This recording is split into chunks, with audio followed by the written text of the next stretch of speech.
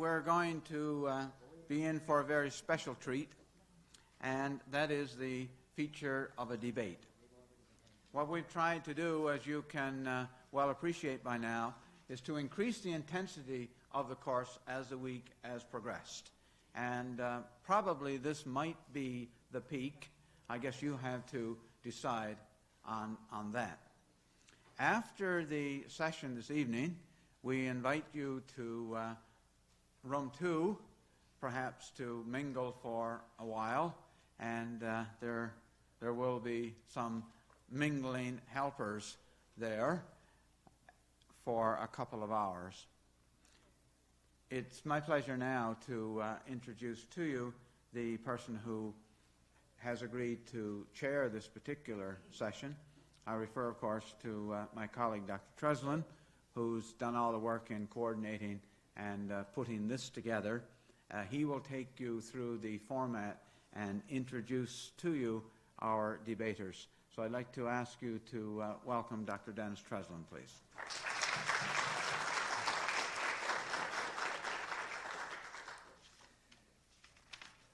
Thank you very much, George. Good evening, ladies and gentlemen, and welcome to the great debate. This evening, the resolution before you is, be it resolved that attempting to respond to the Newfoundland and Labrador mosaic is leading to mediocrity in education. This evening, we're indeed privileged to have 4 very experienced debaters who are going to take us through the arguments both for and against that particular resolution. Let me introduce the 4 debaters to you. Beginning at my far right, we have Mr. Lauren Wheeler, former Deputy Minister of Education, who will be the first speaker for the affirmative this evening. His partner is Mrs. Ruth Noel. Ruth is a member of the Avalon Consolidated School Board. She will be the second speaker for the affirmative. Next to Ruth, we have Dr. Alice Collins, who will act as the first speaker for the negative. Alice has recently been appointed to the directorship of the Student Teaching Division at the university. And sitting next to Alice, we have Mr. Wayne Russell, who is Executive Director of the Newfoundland Teachers Association, and Wayne will serve as the second speaker for the negative. The order of the debate this evening is as follows.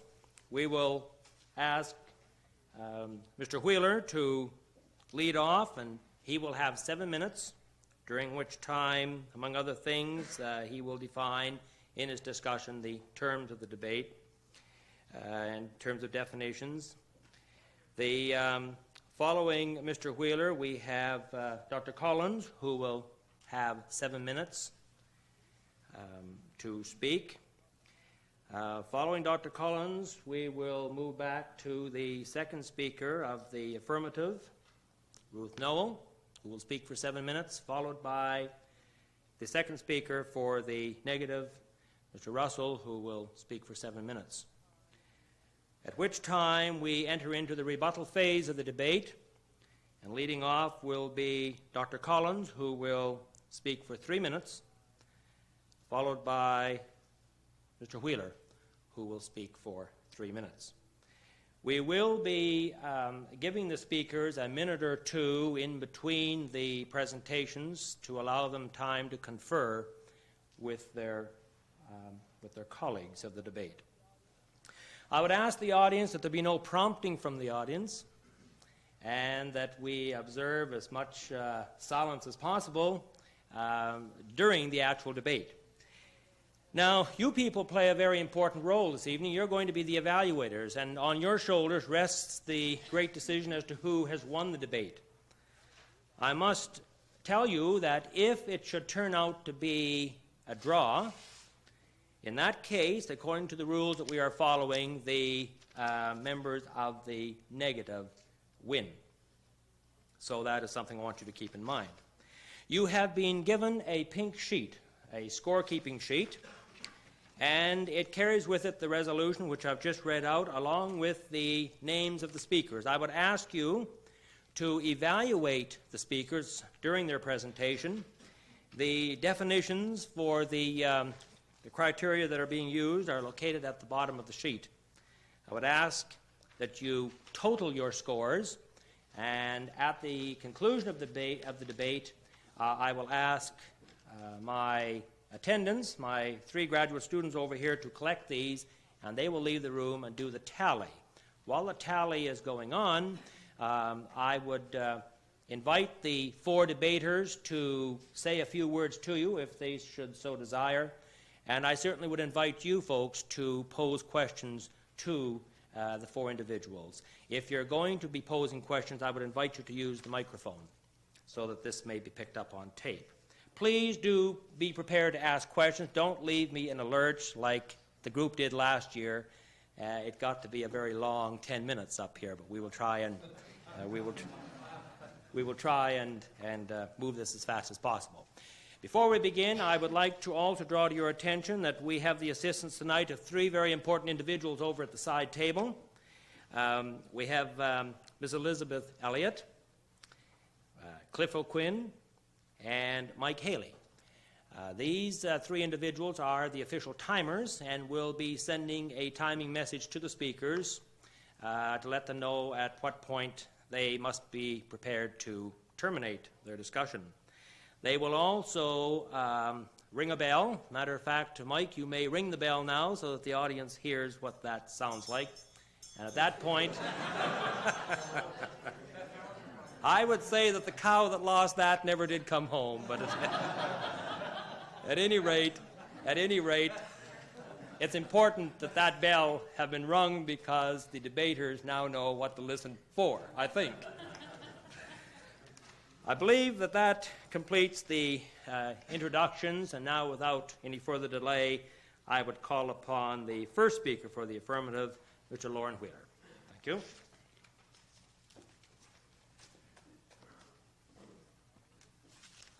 Mr. Moderator, honorable opponents, members of the House. So this is the high point of your week. I'm surprised you're in such good humor. The rules of debate require the affirmative side to define the resolution before the House. Both sides have agreed on 2 key elements in the resolution.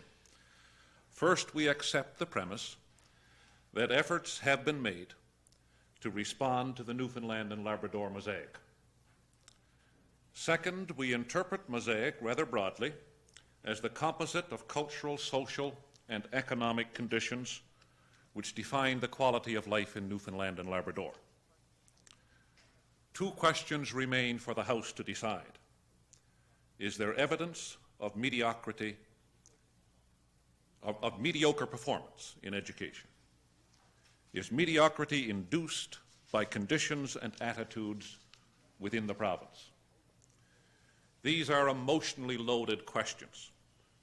Our instincts screen denial, but the evidence for an affirmative response is persuasive and cannot be brushed aside. The word mediocre is frequently used to describe fair to midland performance relative to broadly accepted performance standards. Comparisons to national and international standards do not present a very reassuring picture of achievement levels in this province. Since 1974, achievement on the Canadian Test of Basic Skills has remained virtually constant at several percentile points below the national level. Interprovincial comparisons taken from science achievement tests administered in 18 countries, including Canada in 1984, show that Newfoundland students rank the lowest in Canada on almost all measures. In international terms, Newfoundland students would have ranked 11th in grades 5 and 9 and lower than all other countries on the grade 12 level. In 1988, first-year post-secondary students in Newfoundland scored 10 points below their Ontario counterparts on mathematics inventory test. The picture is even more disturbing in light of the weak performance at the post-secondary level. especially in science and technology. University students typically avoid mathematics and science or transfer early to other disciplines. Only 60% attempt first-year mathematics, and nearly half of those fail. About a quarter attempt first-year science courses. The situation deteriorates from there. Only 1% of university graduates take a degree in mathematics, and the number of graduates with science degrees or with degrees in the applied sciences are only marginally better. Retention rates at the technology institutes are dismal. 50% at Cabot, 25% at the Marine Institute. The evidence supports the view that if there is one province in Canada that should be concerned with the quality of education it provides, it is precisely this province. Yet year after year, and in poll after poll, Newfoundlanders show extremely high satisfaction with education in the province. Higher than in any other province, much higher than for any other public institution or for any other area of government responsibility. That may say all that need be said about our educational expectations and our grasp of the challenges confronting our society. The task force on mathematics and science found low expectations so pervasive and the avoidance of challenge and effort so prevalent that it bold-lettered the description "crises of low expectations" in its report. Listen to this viewpoint from elementary secondary educators. Quote, "One of the most striking aspects of the discussions with teachers and school district officials was a pervasive assumption that large numbers of students are simply incapable of coping with academic work at the high school level." And this summary of viewpoints from post-secondary educators, quote, "Far too many students are finding their way into post-secondary institutions, students who are fundamentally incapable of meeting the demands of programs at that level." The social attitudes those statements reflect would fit comfortably into another era, but not in this one. Knowledge is the most prized commodity in our world. Successful societies depend increasingly on large numbers of people who think for themselves for a living. Their schools and colleges must be dedicated to the creation of helping environments in which students become very adept at thinking, places where students master the art of learning and acquire a strong taste for it.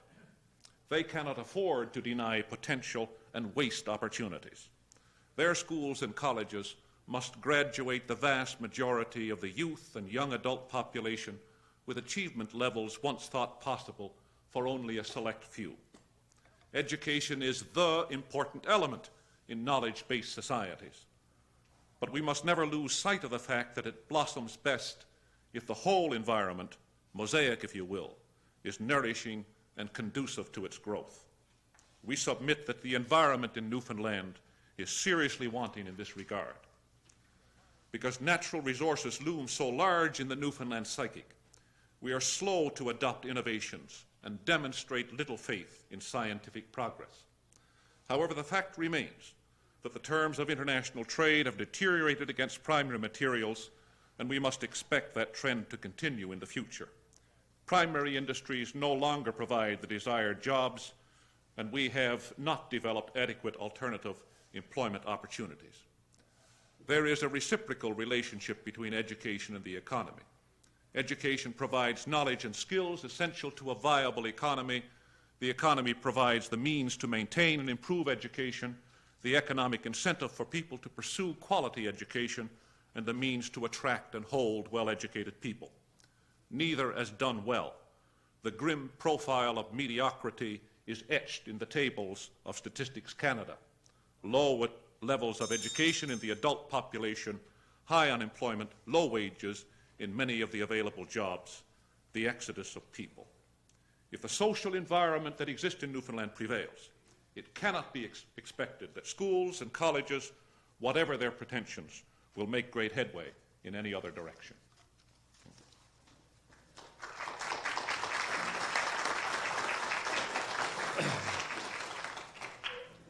Thank you, Lauren.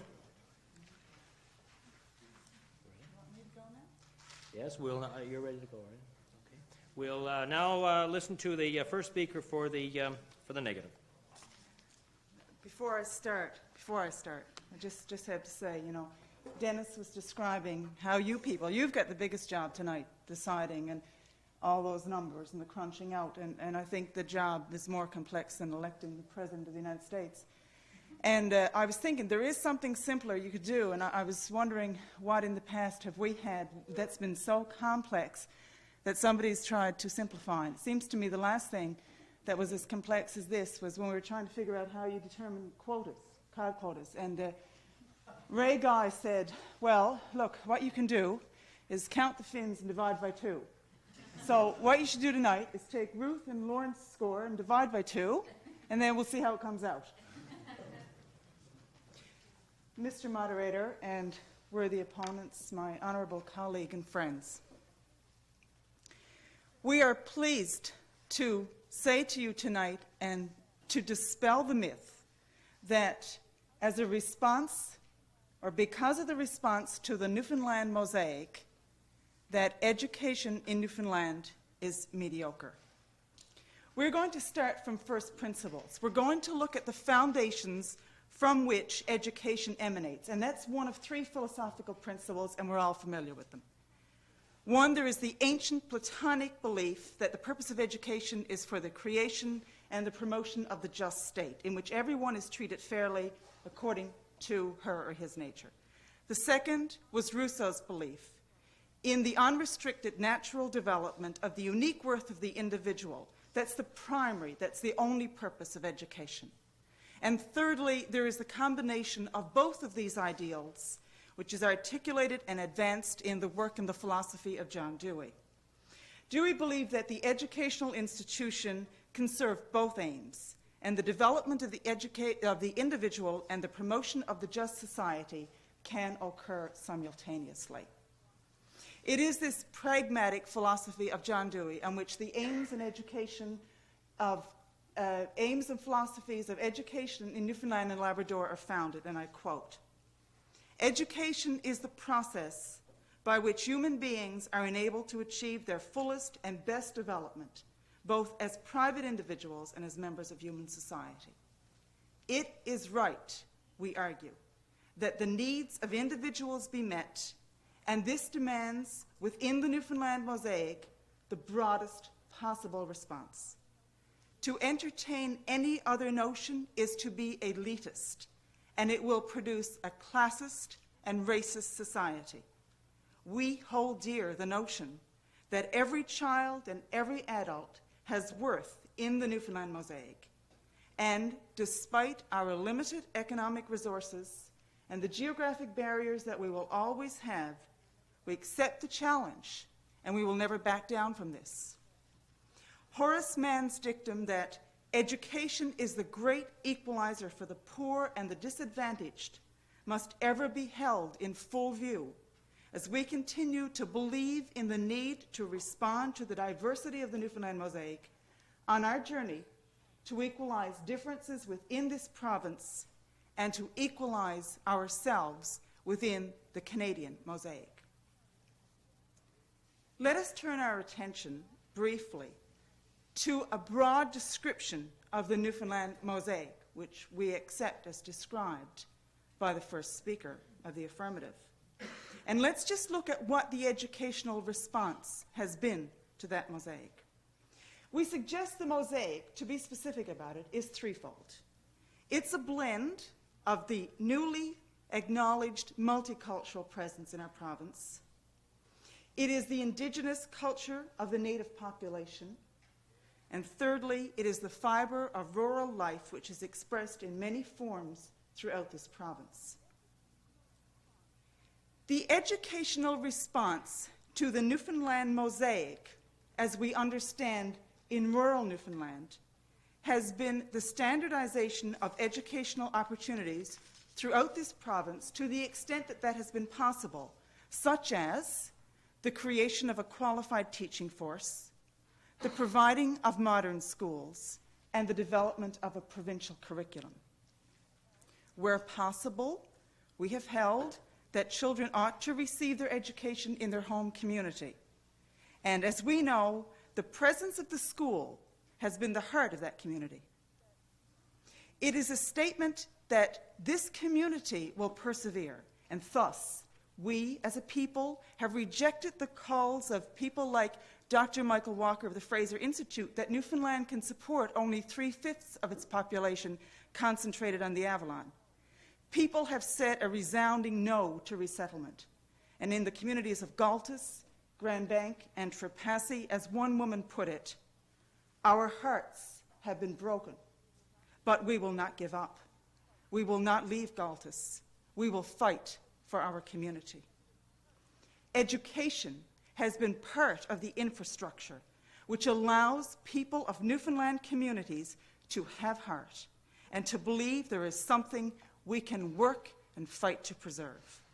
It would be easier economically to buy one-way tickets to Toronto, but we do not believe that's where 400 years of struggle and some success have led us. We will stand strong with the people of Galtus, and we will lobby for an educational response which meets the needs of children there. We find support for this in the House report, which maintains that there should be a response to the rural mosaic that goes beyond what exists now, so that, and I quote, skills may be acquired which will allow individuals to be more reliant and successful in adapting to life in rural Newfoundland. Hand in hand with the efforts of Innu and Eskimo peoples of northern Newfoundland and Labrador has been the development of teacher education programs for Native and northern people. This, as well as recent trends in distance education, are a practical response to our belief and commitment to the needs and talents of Indigenous peoples. Just as New Canadians and founding French and English Canadians assumed the right to education and services in their language, the right of Native people to be educated in their language and with curriculum which grows out of their experience and culture, this is a right which must be upheld and treasured. Finally, there's the question of room, not literally, but metaphorically, in our hearts for the expression of multiculturalism in Newfoundland society. I believe the presence of Asian, European, and African, so many others, can only enrich our lives. We are a small, isolated rock in a great ocean, and we must open our minds and our doors to people from any nation who choose to make their home with us. To date, we have not made a response educationally, so the question of mediocrity cannot apply here. But the Minister of Education has announced there will be a policy on multiculturalism so that the educational system can belong to all children who attend our schools. We believe this response to be morally and philosophically sound, and we wonder aloud what it is that what mediocrity has been produced by this response, which in many cases is limited. We hold this to be dear, that the education of all children and people in this province must be upheld, and we must support and encourage the broadest possible response to that. Thank you.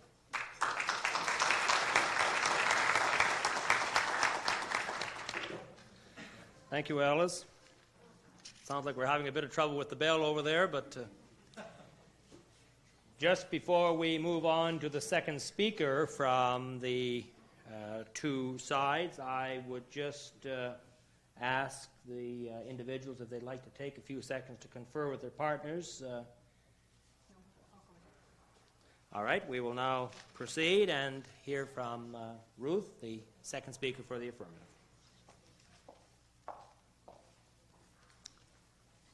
Mr. Moderator, worthy opponents, ladies and gentlemen, I shall now continue the argument showing you why attempting to respond to the Newfoundland mosaic is leading to mediocrity in education. We live in a democratic society. We have certain values and ideals we wish to keep. Paraphrasing from Brian Crittenden book, Education and Social Ideas, I would like to quote, "Some of the necessary elements of democracy are, 1, all human beings have equal and ultimate worth. 2, that political authority and responsibility rests finally with the whole people. 3, that political quality and individual freedom are the fundamental intrinsic values to be realized in a democratic society. And 4, that each individual is ultimately the best judge of what is in his best interest, unquote. The present school system is designed to foster certain values and beliefs which are inherent to that group. Our schools foster Christian values, with some variations, and they look at democracy from their religious point of view. This itself is not a problem. What is the problem is that there is no provision for a system which can look at democracy from another perspective, from different viewpoints and from different experiences. The problem is not that there is a choice of a denominational system. The problem is that there is not a choice of a public school system. Let me illustrate this point with some examples. One of the first tenets of democracy is that all citizens have equal worth.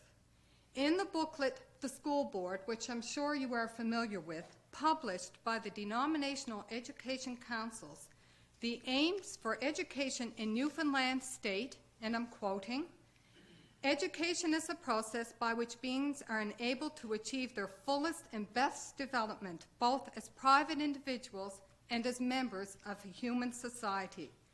We believe that best and fullest development can be achieved only in a Christian democratic society, and that the aims of education, both general and specific, must be conceived in harmony with such a belief," unquote. This is one-dimensional.